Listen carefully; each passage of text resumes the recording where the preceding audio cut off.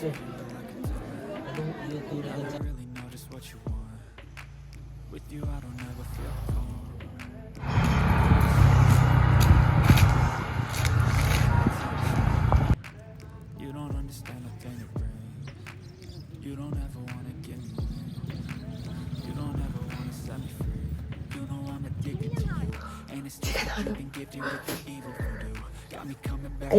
hana udrungayda noida hana ulaa Mayam, aigi video sibu yengbiriba khudingmak thagattari aduga subscribe tawdaba yawtardi subscribe sungshoy shoydan tawshanbiyo ngasigi video sidi nahandaidi khitang tongalani ado aina hojik chattoise Bara Bazar dane Shillonggi sida ai pot ke ka laiba chattoine ado horen video da makha tana adum yengbiyo aduga aido ngasai ai tongbam dagi sida leihore sida Bara Bazar do changbam yawre bako sigi mafam se yam phajabane bako maya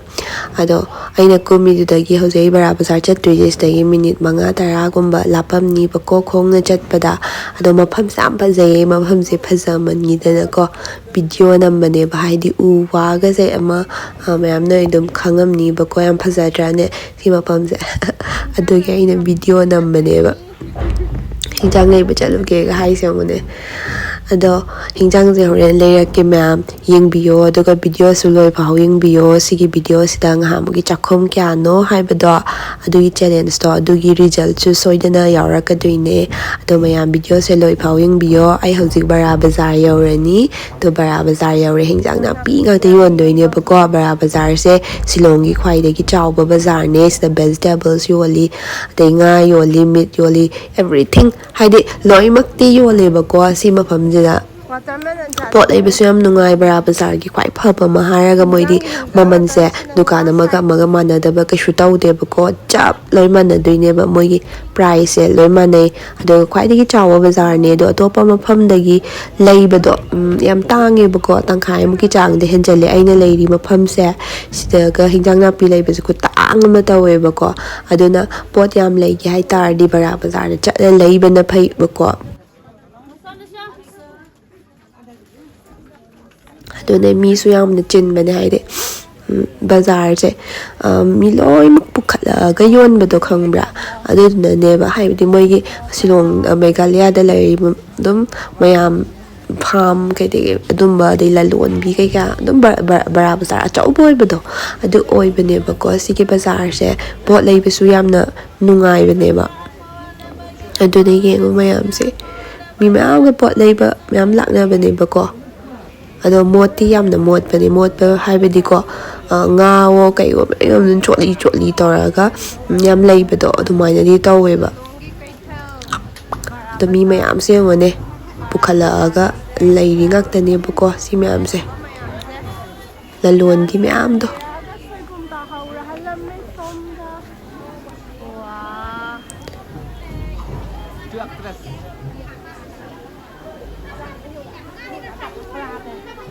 duga aina hojik ulaktai ba mafam se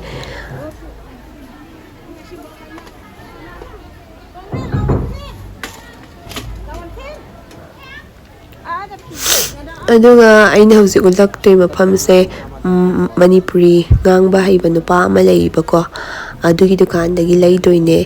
mangonda umorok su yawe adaidi yongchak su yole bako umorok se kg pawa da 150 ni haiba ado aina pawa makai matang leidoine lupa 80 gi ko lupa 80 gi leidoine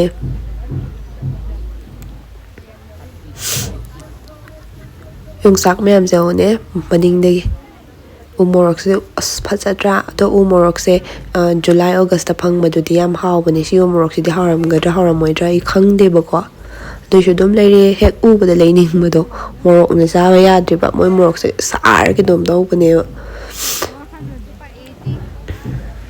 aduga si mafam ama yaurani bako dukaan to sigi dukaan se pot se loina anambana suna yaweba ai si dukaan dagi anambana dum leiba ko pot leiba matamda ado sida leise maman gumati loina chap manai haigretana ko ado ina pot khara suna leiba dudagi dum leibane si hawai asang mi se kg ta 30 pi hai sorry 60 pi bane ba aduga aina kg makhai ma lauba ko lupa kuntra gi pot anambana kg da 60 gum mayamna pigal leba ko ado ai kg makhai matang laure aduga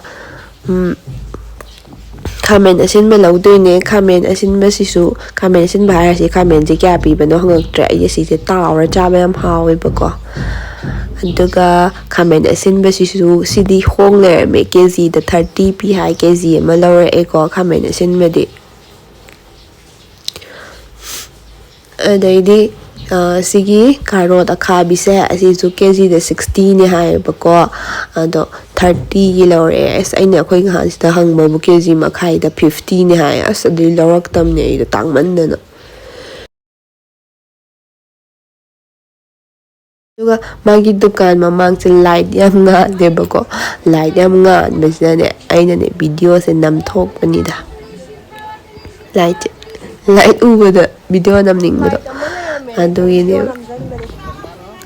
ado hojiki dukan ni thoklaga dukan ama lae sigi dukan stagi lairak toy mayam se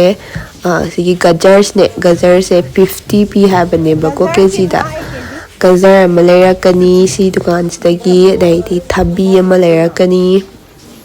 aduga mayam broccoli samna tangaga lairame bako broccoli do yengoba broccoli se aina 30 gumba kg da 40 gumba 50 gumba piri box hawe do broccoli se hause 70 hawe ba do atopa dukan amta urakte ba magi si dukan tang uri bako hasi pot mayam se lai pada 195 ne haye do lupa chani tana mana morok asang bas asin mangagi hapchalak to ne bako punna lupa chani lai do sida yaipan ko to yaipan yole sisna magi khasi odora khane megalai mi ne yon bane ba soibum se khutang ama sa lupa kontra ni ai lairak tre bako do mathang da amuk lairak ke do holi soibum je ma ong ama su taw bane ba hina mushroom yon bamne moi nungai mushroom gina mushroom pareng kaina ga lay ko si mushroom join ni lore e mushroom lay balora ga ai thokla e duga du moi bara bazar ja shumai na tar ga su yole ba ko vegetable khak na tana toina phang mane ba nupa gi dress nupi gi dress akhoi manipur gi no da mistawe ko haide ima keithel gum do yam mistawe duga pon mayam se yeng to khoi manung da gali piron ga lay bachat pa yam nu hai bane ado to moi shum bas yam na kino tawe yu wole ka doino khangde means curry taw da si nam no khangde ba ko ado in hozi ulai dukan se manipuri khangba iche ama haidara adu layame ba ko adu layame ma budi maitai budi natte to ma maitai na draw aingonde ke da bai pot lai duino hai ba ko ada koina kai lai be ai hai ka da morok lai re adu lai matung da hala aga cha ma thak to e ba ko ai se pot ki ka lai bagi wa ba do hangbra aduga Isa hojik bag arum mayale kala ani yam wai ba ko ma seng bagi yam wai yam lumme ay hojik lumbay acting ga yaw le mi wa bagi adu hala aga ini ngasay amukum ki bado adu mapa do si Guwahati ram te lakpe lambi oidoine aduga asom dai ulis na aina chatki bai lambi oidoine ba ko ina ngasay kum hawraga lakki bado adu ne ba adu si kum dringai mamang da ko sida momo yon ba dukan ma lay ba ko hin dukan te momo yon phamam lay ba ko adu dai cha do ne si army camp ne ba ko adu sigi size ms point har su khangnei hai ma pham se dai hojiki momo se sa do ne si momo se amna hawi ba ko aina han gai chatlagadi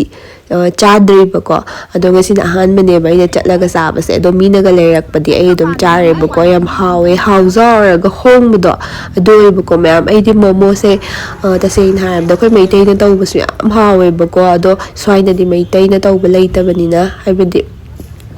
moina khassigumba or khangde moigi Meghalaya mina tawbase aingonda kitang hainaba walebako ai sengna dum haigi hainaba walebako ado samaina Nepali gumba Sikkimis gumba adaidi ke haigre mayangumna tawbana khatang ai hauzayibako sengna harabada ado sigi momo yamna hawe 30 gi taruk piece tawebako adudune si momo haubane masakase dum yengo phajatrane ado yamna haubado adu so dum oyebako adu so aina hena amuka hena hawna pamadi maku yam patrik pamado adu yam hawe ko momo dadi adu si momo sa ai hoji charaka toine momo chaba mugiego kanna nambiri ai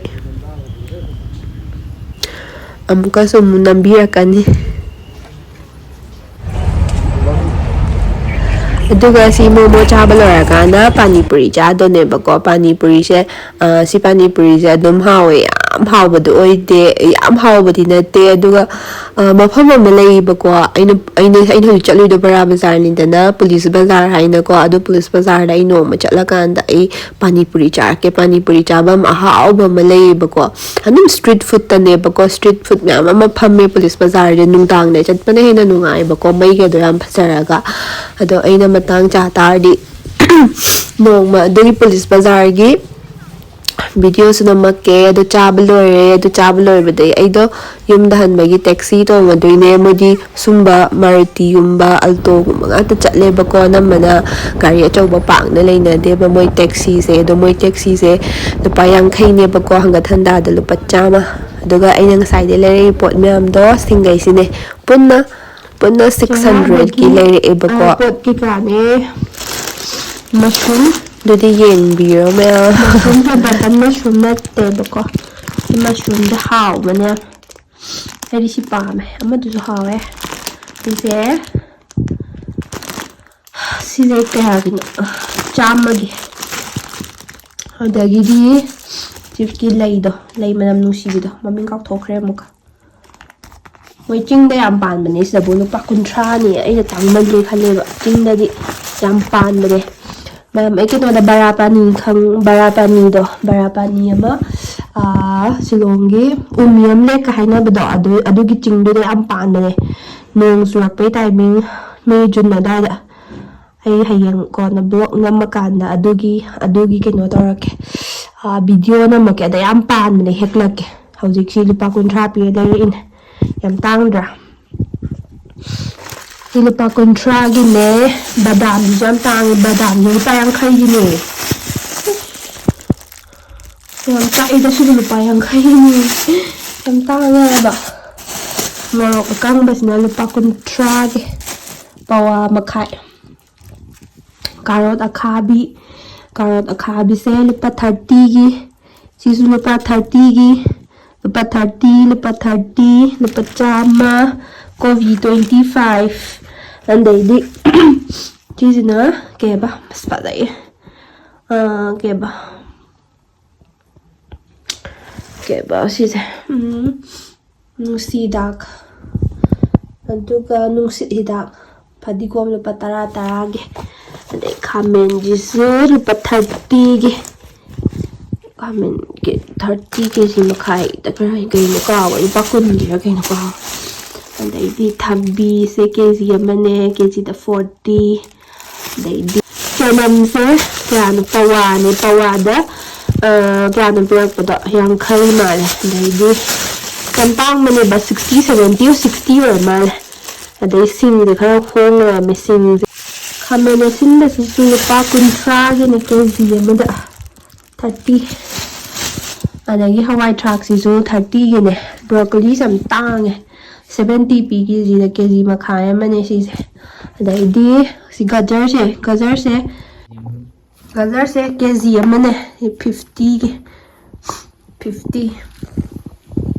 pot ma'am se layure ato di singai change paisa kya no haibdo khangdre paisa thokhala age adune mayam si se Cheiraoba gi keithel car bane Cheiraoba kara thengna tawre mei te Cheiraoba tawgadam hana chatkadabdo ꯆꯠꯄꯗꯣ ꯐꯔꯛ ꯇꯥꯕꯒꯤ ꯇꯧꯕꯅꯦ ꯑꯗꯣ ꯒꯧꯔ ꯆꯩꯔꯥꯎꯕꯗ ꯑꯗꯨꯒꯤ video ꯑꯣꯏꯅ ꯅꯝꯃꯒ ꯊꯥꯒꯠꯂꯛꯑꯒꯦ ꯃꯌꯥꯝ ꯉꯥꯏꯕꯤꯔꯝꯃꯣ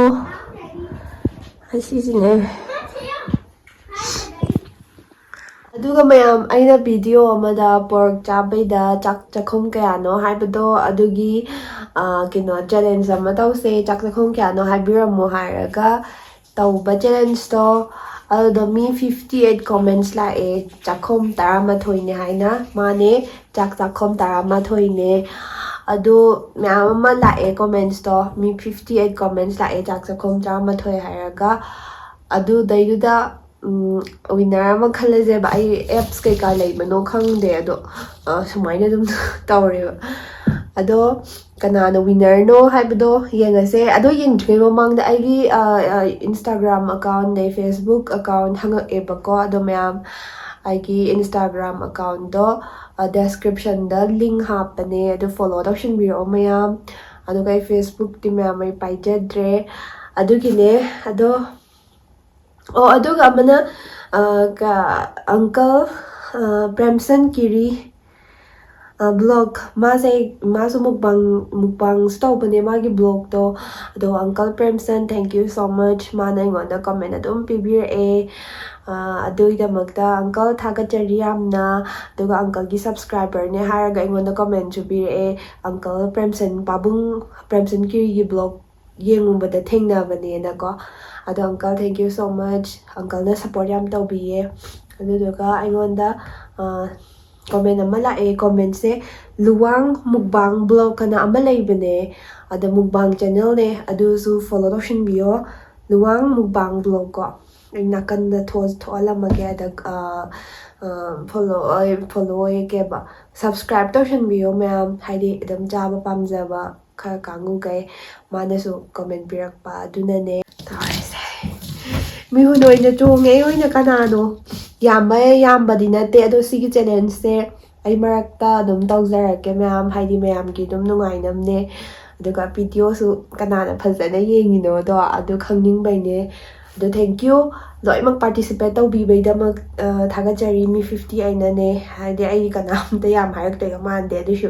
ꯍꯥꯏꯕꯤꯔꯛꯑꯦ ꯃꯌꯥꯝ ꯑꯃ ꯑꯗꯣ ꯀꯅꯥꯅോ ꯌꯦꯡꯉꯁꯦ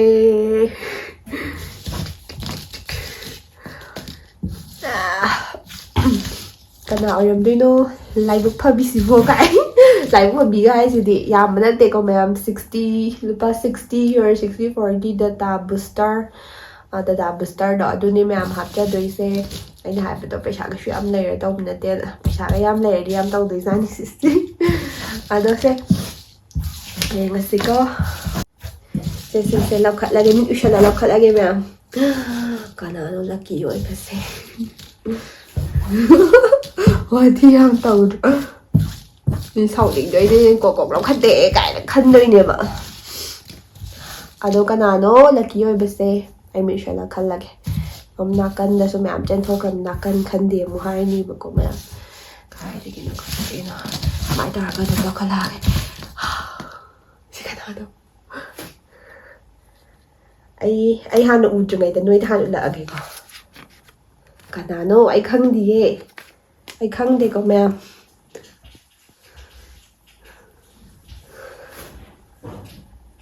ꯁꯨꯔꯁ ꯏꯂꯥꯡꯕꯝ ꯀꯅꯥꯅꯣ ꯁꯨꯔꯁ ꯏꯂꯥꯡꯕꯝ ꯍꯥꯏꯌꯦ ꯃꯌꯥꯝ ꯑꯩ ꯎꯗ꯭ꯔꯤꯉꯩꯗ ꯃꯌꯥꯝꯗ ꯍꯥꯟꯅ ꯎꯠꯄꯅꯦ ꯁꯨꯔꯁ ꯏꯂꯥꯡꯕꯝ ꯃꯥꯅ ꯋꯤꯟꯅꯔ ꯑꯣꯏꯈ꯭ꯔꯦ ꯋꯤꯟꯅꯔ ꯑꯣꯏꯕ ꯅꯠꯇꯦ ꯗꯥꯎ ꯌꯥꯈ꯭ꯔꯦꯕ ꯍꯥꯏꯕꯗꯤ ꯗꯥꯎ ꯌꯥꯈ꯭ꯔꯦ ꯑꯗꯣ ꯃꯌꯥꯝ ꯑꯩ ꯃꯊꯪꯗ ꯑꯗꯨꯝ ꯇꯧꯖꯔꯛꯀꯅꯤ ꯑꯗꯨꯝ ꯀꯣꯃꯦꯟ ꯄꯤꯕꯤꯔꯝꯃꯣ ꯆꯥꯟꯁꯇꯣ ꯑꯗꯨꯝ ꯃꯌꯥꯝ ꯑꯃ ꯂꯩꯗꯣꯏꯅꯦ ꯑꯩꯒꯤ ꯐꯥꯔꯁ ꯇꯥꯏꯝꯅꯦ ꯁꯨꯃꯥꯏꯅ ꯇꯧꯔꯤꯁꯦ ꯑꯗꯨꯒ ꯊꯦꯡꯛ ꯌꯨ ꯁꯣ ꯃꯆ ꯑꯩꯉꯣꯟꯗ ꯀꯃꯦꯟ ꯄꯤꯕꯤꯔꯛꯄ ꯑꯩꯉꯣꯟꯗ ꯁꯞꯄꯣꯔꯠ ꯇꯧꯕꯤꯕ ꯈꯨꯗꯤꯡꯃꯛ ꯊꯥꯒꯠꯆꯔꯤ ꯀꯃꯦꯟ ꯄꯥꯊꯣꯛꯄꯩ ꯃꯨꯛꯕꯥꯡꯗꯣ ꯑꯩ ꯁꯣꯏꯗꯅ ꯇꯧꯖꯔꯛꯀꯦ ꯑꯗꯣ ꯉꯁꯤꯒꯤꯗꯤ ꯚꯤꯗꯤꯑꯣꯁꯦ ꯂꯣꯏꯁꯤꯜꯂꯒꯦ ꯑꯗꯨꯒ ꯃꯊꯪ ꯚꯤꯗꯤꯑꯣ ꯉꯥꯏꯕꯤꯔꯝꯃꯣ